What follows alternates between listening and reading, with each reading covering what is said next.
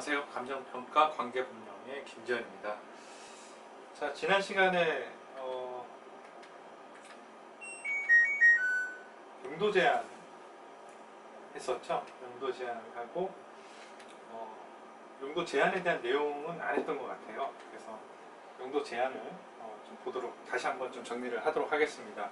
자, 지난 시간에 이제 용도 지역이 지정이 되면 행위 제한을 함으로 해서 그 지역의 용도에 맞게 사용되도록 유도하는 거죠. 그래서 대표적인 게 건폐율을 제한하고요, 그다음에 용적률을 제한하고, 그다음에 높이를 제한하고, 그다음에 용도를 제한한다고 그랬어요. 그래서 이거에 대해서 살펴봤죠. 그래서 건폐율은 대지 면적분의 건축 면적이라고 그랬죠. 대지 면적이 이렇게 100평이라고 있으면 건폐율이 50%다. 그러면 토지를 덮고 있는 이 건축 면적은 50평으로 지어야 되는 거고요. 이게 이제 건폐율이었고, 용적률은 만약에 200%다. 그러면 대지 면적의 200%를 올릴 수 있는 거죠. 그러면 이 건물에는 100평이니까 200%면 총 면적을 200제곱미터, 200평까지 올릴 수 있는 거예요. 그러면은 건폐율이 50이니까 200까지 올릴 수 있으면 4층, 1층, 2층, 3층, 4층까지 올릴 수 있다고 그랬죠. 이게 용적률이에요. 그래서 용적률은 정확히 말하면 높이를 제한하는 건 아니에요. 왜냐하면 건폐율을 좀 적게 50이지만 이걸 절반으로 한다 그러면은 배로 높일 수 있겠죠. 용적률이 200%니까. 그러니까 높이를 제한하진 않는데, 높이를 제한하다 보면 딱 맞는 표현은 아니에요. 그러니까 정확히 말하면 밀도를 제한하는 겁니다. 특정 지역에 그 안에 얼마나 많은 가구수들이 살고 있는지 그 밀도를 제한할 수 있다는 거예요. 그게 이제 용도 제한이었고요. 자, 그러면 우리가 지난 시간에 안 했던 게 건폐율과 용적률을 암기를 안 했죠. 이거를 암기를 하려면요, 용도 지역을 다 기억하고 계셔야 돼요. 이건 암기를 하셔야 됩니다. 그래서 한번 볼게요. 자, 도시지역이 있었어요. 그 다음에 관리지역, 도관농장, 농림지역, 자연환경, 보전지역 이렇게 있죠. 도시지역은 또 어떻게 나오죠? 주상공록 있죠. 주상공록 이렇게 있었어요. 주거지역은 전일준 있었죠. 전일준. 상업지역은 이 순서대로 외우셔야 외우기가 편해요. 중요 상업지역, 일반 상업지역, 유통상업지역, 근린상업지역 이렇게 있었죠. 그리고 공업지역은 어떻게 되죠? 공업지역도 전일준, 전용공업지역, 일반 공업지역, 준공업지역 이렇게 있었어요. 그 다음 녹지지역은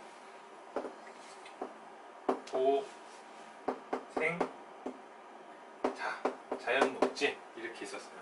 그래서 이 순서대로 외우셔야 됩니다. 전일준, 중일유분, 전일준, 고생자 이렇게 순서대로 외우셔야 되고요. 관리지역은 이게 좀 부족하니까 이제 도시지역 있고 관리지역 있죠. 관리지역은 보전관리 있었고, 그다음에 생산관리 있었고, 계획관리 있었죠. 계획관리 있고, 도관, 농림지역, 자연환경, 보전지역 이렇게 나뉘죠. 자, 그래서 이 순서대로 쭉 외우시고 여기다 숫자를 붙이는 거예요. 네, 제일 처음에 외울 거는 건폐율입니다. 건폐율. 자, 50%예요. 그래서 앞에 숫자만 외우는 거예요. 죄송합니다. 여기 전용주거지역이 1종, 2종 있고, 일반 주거지역은 1종, 2종, 3종 있어요. 그쵸? 그래서 50%예요. 5, 6, 6, 5, 7, 그 다음 중일유분 여기에서는 9, 8, 7. 70%라는 거죠. 90%, 80%, 80%, 70%. 그리고 5, 6, 6, 5, 7, 9, 8, 8, 7 이렇게 외우시고, 그 다음 7, 7, 7 이건 그대로 쭉 내려가니까 외우기가 편하실 거예요. 그 다음 다시 처음부터 또 기억하시는 거예요. 556657 9887 777 그다음 여기는 222 224 여기 40%입니다. 그리고 2예요. 그래서 이 순서대로 외우시는 거예요. 그러려면은 당연히 용도 지역을 정확하게 암기를 하고 계셔야겠죠. 그래서 556657 9887 777 22 24 22 이렇게 외우는 겁니다. 이게 요즘은 전화번호 잘 안 외우실 텐데 예전 분들은 전화번호 다 외우셨어요. 근데 이게 숫자가 이렇게 끊어서 외우시면은 그렇게 큰 어려움이 없으실 겁니다. 이 전제가 용도 지역을 다 외워야 된다는 거죠. 자, 이게 이제 법정 건폐율이에요. 법률로서 정하고 있는 건폐율. 그럼 조례로는 이거보다는 적게 정해질 거예요. 그래서 건폐율보다 높게 한다 하더라도 이 법정 건폐율보다 크게는 할 수 없어요. 그래서 이게 법정 건폐율이다 이렇게 기억하시면 됩니다. 자, 이건 용도 지역은 다 기억한다고 이제 가정을 하고요. 여기다 그냥 적을까요? 용적률 한번 보도록 하겠습니다. 용적률은 100. 그러면 주거지역의 전용 주거지역, 일종 전용 주거지역이죠. 일종 전용 주거지역은 건폐율이 50%고 용적률이 최대 100%까지 지을 수 있는 거예요. 그러면 건물 규모가 어느 정도 되는지 나오겠죠. 자, 100, 150, 200, 250, 300 그리고 준주거지역은 500이에요. 굉장히 크죠. 상업적 성격이 있어서 그렇습니다. 그래서 100, 150, 200, 250, 300, 500 이렇게 기억하시면 되고요. 그 다음 여기는 1500, 그 다음 200씩 떨어져요. 여기는 50씩 올라가죠. 여기는 마지막에만 이제 200 차이가 나긴 하지만 1500, 1300, 200씩 떨어지니까 여기는 1100, 여기는 900 이렇게 200씩 떨어지는 거예요. 그래서 이렇게 순서대로 외우라는 겁니다. 중1, 6은 1500, 1300, 1100, 900 이렇게. 그 다음 공업지역은 300, 350, 50씩 올라가요. 400 이렇게 올라가면 되고. 자, 여기는 80, 100, 100 그리고 80, 80, 100 그리고 80, 80이에요. 외우기가 좀 까다로워요. 그래서 어떻게 기억을 하시냐면 여기서부터 여기까지 용적률은 이렇게 기억하시면 돼요. 8, 빵빵, 8, 8, 빵. 그 다음에 108, 8, 빵빵, 8, 8, 빵, 108 이렇게 기억하시면 됩니다. 이렇게 약간 음률이 느껴지시나요? 느껴져야 되는데 8, 빵빵, 8, 8, 빵, 88 이렇게 기억하시면 용적률 암기하는데 크게 문제는 없을 겁니다. 그래서 이걸 적어 두시고 시험 때까지 외우시면 되는 거니까 매일같이 보다 보면 금방 외워집니다. 어려운 게 아니니까. 자, 그럼 이거는 이렇게 기억을 하는 걸로 하고요. 그 다음 문제가 되는 게 뭐냐면 저번에 용도 지역 얘기했었죠. 용도 지역은 어디서 제한하냐면 시행령에서 제한한다고 그랬죠. 시행령에서. 그런데 시행령에서는 별표 2에서부터 22번까지 제한을 하고 있어요. 별표 2에서부터 22회까지 용도 지역별로 21개 용도 지역을 전부 이제 각 용도 지역마다 하나씩 해서 건축할 수 없는 것, 그리고 상업적 성격이 있으면 허용되는 것만 이렇게 리스트 해놨잖아요. 그걸 다 외우기가 어려워요. 근데 시험에 한 문제 정도 나올 수 있거든요. 한 문제 정도 꼭 나옵니다. 그래서 이거는 기존에 시험에 잘 나왔던 부분만 정리를 하시고요. 그 정리된 내용만 가지고 암기를 하도록 하겠습니다. 그 전 시간에 이 전 시간에 했죠. 그래서 요거는 여기에 있는 것만 기억을 하는 걸로 했었죠. 이번 시간은 그래서 용도지구 더 살펴보도록 하겠습니다. 자, 용도지구 정의를 한번 읽어볼게요. 책을 보시면 큰 2번 용도지구 있죠. 1번 용도지구 토지의 이용 및 건축물의 용도, 건폐율, 용적률 높이 등에 대한 용도지역의 제한을 강화하거나 완화하여 적용함으로써 용도지역의 기능을 증진시키고 경관 안전 등을 도모하기 위하여 도시군 관리계획으로 결정하는 지역을 말한다 그랬어요. 자, 이게 뭔 말이냐면요. 일단 이건 도시군 관리계획으로 결정하는 거죠. 용계 기도 지입 중에서 용에 들어가는 거고요. 용도지역 우리가 지정을 했어요. 용도지역 지정을 하고 나면 이 용도지역에서 행위 제한이 건폐율, 용적률, 그다음 높이, 그다음 용도에 대한 제한을 하게 되죠. 근데 이것만으로도 좀 부족하다 이거예요. 좀 부족해요. 그래서 여기에 들어가는 이런 행위 제한 외에도 다른 또 행위 제한을 더하거나 뺨으로 해서 이 해당 용도 지역의 기능을 증진시킨다는 얘기입니다. 예를 한번 들어보겠습니다. 상업지역이에요. 상업지역. 상업지역인데 여기는 옛날부터 굉장히 이제 좀 활성화되어 있는 상권이에요. 그래서 조그맣게 집들이 다닥다닥 붙어가지고 술도 팔고 전도 팔고, 그래서 직장인들이 여기 오면은 막걸리 한 잔 먹고 가는 게 아주 낙인 그런 곳이에요. 근데 이런 지역이 되게 오래됐죠. 오래됐기 때문에 판자로 지어지고 막 비닐로 덮어놓고 그래요. 그래서 화재가 한번 나기 시작하면 이게 다 옮겨 붙습니다. 그래서 전수돼요. 싹 다 타고요. 또 인명피해도 심각해요. 그래서 이런 지역은 상업지역으로서 좀 위태위태하죠. 이 상업지역이라고 해서 건폐율 용적률을 높이 용도 가지고는 이런 화재의 위험성을 제거하기가 어렵습니다. 그래서 이런 지역은 이렇게 지정을 해놓고 화재가 많이 나니까 방화지구라고 지정을 합니다. 방화지구라고 지정을 함으로써 이 방화지구 안에 들어가는 건축물들은 구조를 내화구조, 내화구조 그러면 불에 견디는 구조죠. 그리고 또 불연재료, 불에 타지 않는 불연재료, 이런 것들을 이용해서 건축을 하게끔 하는 거예요. 그러면 이런 조례 기준에 맞춰서 건축을 하게 되면 화재가 나더라도 불이 옮겨 타거나 그러지 않겠죠. 그래서 이 상업지역의 기능을 더 증진시키는 겁니다. 또 하나 더 예를 한번 들어볼게요. 주거지역이에요. 주거지역. 주거지역인데, 자, 여기 산이 막 이렇게 있고 여기 집이 막 이렇게 있어요.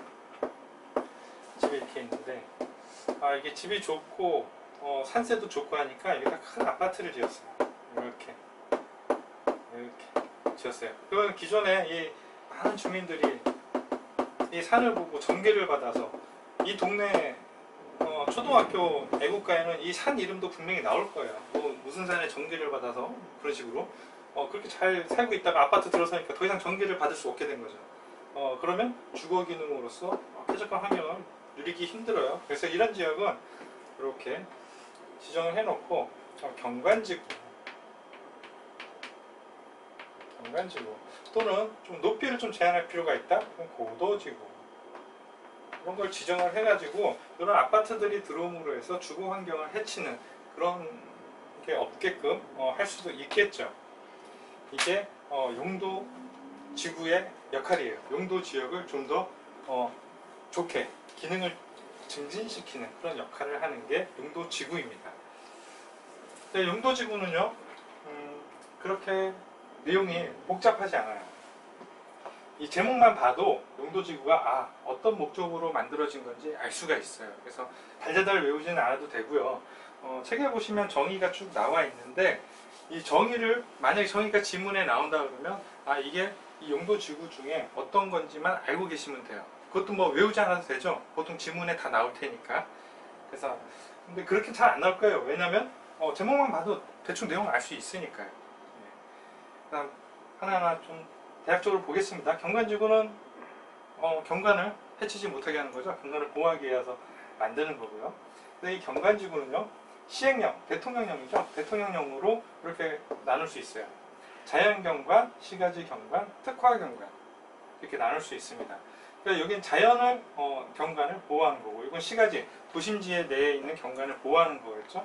그 다음 특화경관은 이거 외의 것들 필요하다면 특화경관으로 지정을 해서 조례로 거기 행위 제한을 할 수 있는 거죠. 그다음 고도지구는 주로 그 공항 옆에 많이 정하게 돼요. 그러니까 공항 비행기 막 이착륙하잖아요. 근데 그런 지역에 가보면 건물들이 다 낮아요. 주변 지역은. 이게 만약에 높으면 비행기 와서 받겠죠. 그래서 안전의 문제 때문에 고도지구로 많이 지정을 합니다. 높이 제한을 하죠. 그래서 요거는 세분된 게 없어요. 그다음 방화지구. 방화지구는 화재를 예방하기 위해서 지정한 거고요. 아까 전에 예를 들었었고요. 그 다음 방제지구 있습니다. 방제지구는 화재 외에 재해에 대한 모든 위험 요소를 컨트롤하기 위해서 지정하는 거죠. 그래서 이게 나누는 게 객관지구는 여기고, 방제지구는 자연방제 있고 시가지 방제 있어요. 자, 도심지에 정하는 게 시가지 방제죠. 보통 지하 같은데 막 물이 헛것날 차가지고 다 떠내려가고 이제 이재민이 생기고 그런 거 방지하기 위해서 만든 거고요. 그 외에 도심지가 아니라면 자연방제 지역으로 정합니다.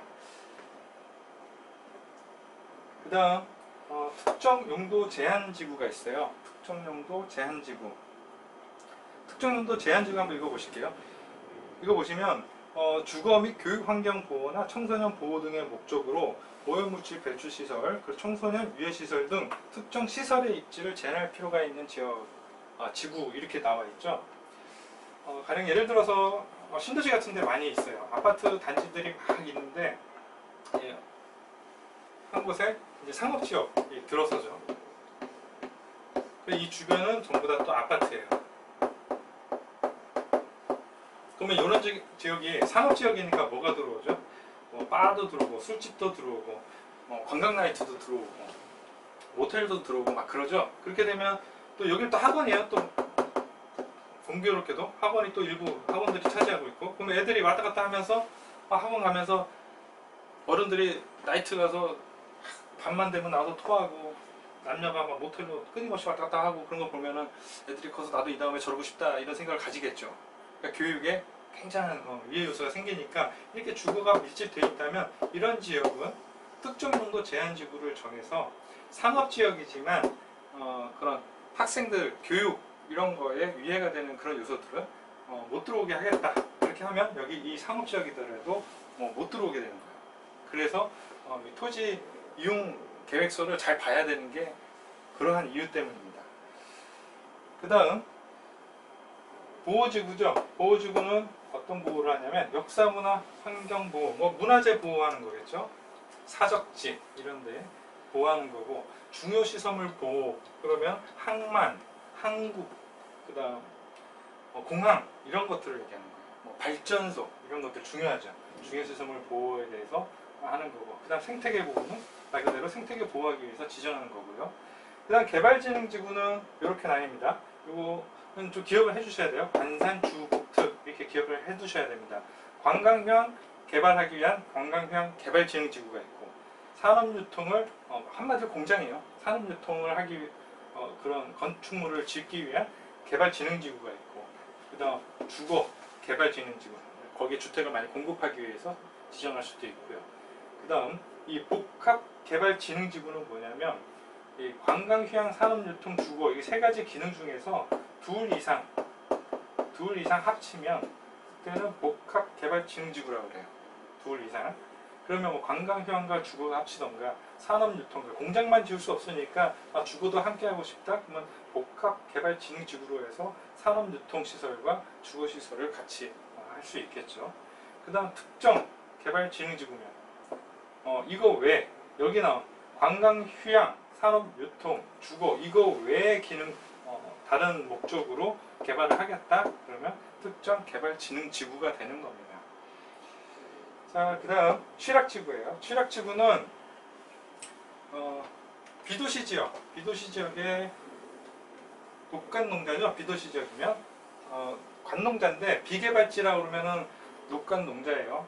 이런 지역에다가 거기도 마을을 형성하고 있죠. 농어촌 마을을 형성하고 있는데 그 지역을 취락지구로 지정해 놓고 좀 기반시설도 닫고 주민 공공시설도 설치하고 그런 목적으로 그 해당 취락 마을이에요. 마을. 취락 그러면 마을인데 해당 마을을 정비하기 위해서 지정하는 겁니다. 이건 두 가지가 있어요. 자연 취락이 있고 집단 취락이 있는데 중요한 게 뭐냐면, 자, 자연 취락은 어디다 지정하냐면 녹간농자, 비개발지죠. 우리 개발지 그러면 주상공이에요. 다 개발되어 있죠. 비개발지, 아직 개발이 되지 않은 곳, 녹간농자 이렇게 얘기하는데 여기 비개발지라고 합니다. 법률 용어는 아니에요. 자, 비개발지인 녹간농자에다가 지정할 때는 자연 취락지구라고 지정을 하고요. 그 다음 개발 제한 구역에 지정할 때는 집단 취락 지구라고 지정을 합니다. 자, 개발 제한 구역은 왜 집단 취락 지구냐? 이런 거예요. 뭐 군사적 목적이나 아니면은 이제 도시가 팽창하는 거, 무질서하게 팽창하는 걸 막기 위해서 여기를 개발 제한 구역으로 지정을 했어요. 근데 이 안에도 마을이 있을 겁니다. 사람들이 살고 있을 거예요. 자, 개발 제한 구역이라고 지정했는데 여기저기 사람들 살고 있으니까 이 사람들을 한 곳에 모으고 싶은 거예요. 그래서 개발 제한 구역 내에 일정 지역에다가 이 사람들을 이렇게 너 여기 와서 살아 이렇게 지정해 주는 겁니다. 그럼 이 사람들은 이주권이라는 걸 받아요. 이주권을 받아가지고 이 건물을 없애고 여기로 이사 갈 수 있는 권리를 받게 됩니다. 그럼 내가 2층짜리 집 살고 있었는데 또는 1층짜리 집 짓고 살고 있었는데 여기 이사 가면 무슨 메리트가 있어요. 그러니까 여기에 집을 새로 지을 수 있게 뭐 보조도 해주고요. 자, 1층 지을 수 있는 걸 2층 지을 수 있게 하고 2층 지을 수 있는 걸 3층 지을 수 있게 하고 그래서 용적률을 좀 더 높여주기도 합니다. 그래서 뭔가 이런 인센티브를 줘서 여기 오게끔 하는 거예요. 이 이주권은 여기 이사 갈 수 있는 권리니까 심지어 매매도 합니다. 이게 이제 이주권이에요. 그래서 이게 집단으로 취락지구가 형성이 되죠. 그래서 취락지구라고 하는 거예요. 보시면 여기 개발 제한구역이라는 거 이게 굉장히 중요합니다. 잘 기억을 해두시기 바래요. 여기 집단 취락지구 안에서 행위 제한은요, 개발 제한 구역에 관련된 법, 그러니까 개발 제한 구역의 지정 및 관리에 관한 특별법이 있어요. 개특법 이렇게 얘기하는데 이 개특법에서 이 집단 취락지구의 행위 제한을 규제하고 있습니다. 자, 그리고 이 복합 용도는 설명을 안 드렸는데 요거는 다음 시간에 제가 설명을 드릴게요. 얘기할 게 좀 많아서 이거 다음 시간에 설명드리도록 하고요. 자, 그 용도지구는 이렇게 지정이 되는 거고요. 세부는 이렇게 되는 거예요. 그러면 여기에 나와 있는 시행령에서 세분된 거 외에 또 세분할 수 있어요. 또 누가 세분할 수 있냐? 시도대장이 세분할 수 있습니다. 도시군 관리계획의 결정권자죠. 이 결정권자는 여기 대통령령으로 세분된 거 외에 더 세분할 수 있어요. 무엇을 세분할 수 있냐? 경특특중. 그러니까 이제 경관지구에 대해서 세분할 수 있어요. 경관지구를 여기 나온 거 외에 또 이렇게 알아서 또 세분할 수 있고요. 그 다음 특화경관을 또 이렇게 구체적으로 또 세분할 수 있어요. 세분할 수 있고, 그 다음 특정용도 제한지구 이거를 또 세분할 수 있어요. 화살표 있어도 괜찮죠? 특정용도 제한지구를 또 세분할 수 있고요. 그 다음 마지막 이게 중요시설물 보호지구예요. 이거를 또 세분할 수 있어요. 그래서 경특, 특중은 세분할 수 있구나 이렇게 기억하시면 되고요. 자, 이게 세분하라고 세분하고 그 다음 신설이에요. 신설은 또 누가 하죠? 시도대장이 또 새로 만들 수 있어요. 새로 만들 수 있다는 얘기는 여기 나온 거 외에 완전한 새로운 것을 만들 수 있다는 거고요. 조건이 있죠. 새로 만들려고 했더니 여기 있는 거 다 쓰지도 않고 막 이것저것 만들어 놓으면 중복되는 내용이 있을 수 있어요. 그럼 굉장히 복잡해지고 거기 행위 제한을 받는 거기 사는 주민들은 힘들어지겠죠. 그러니까 이런 제한을 뒀어요. 자, 부득이한 경우에만 만들어라. 그 다음 행위 제한은 강화는 최소한도로 하고 완화는 안 돼요. 여기 규제를 완화하는 용도지역이나 용도지구 기존에 있는 용도지구의 행위 제한을 완화하는 그런 것들을 만들 수는 없다. 용도지역의 행위 제한을 완화하는 건 만들 수 없다.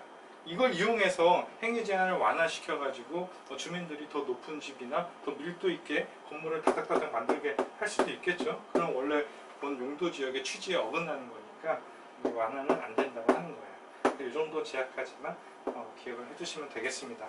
자, 용도지구 여기까지 설명드리고요. 복합 용도지구는 다음 시간에 설명을 드리도록 하겠습니다.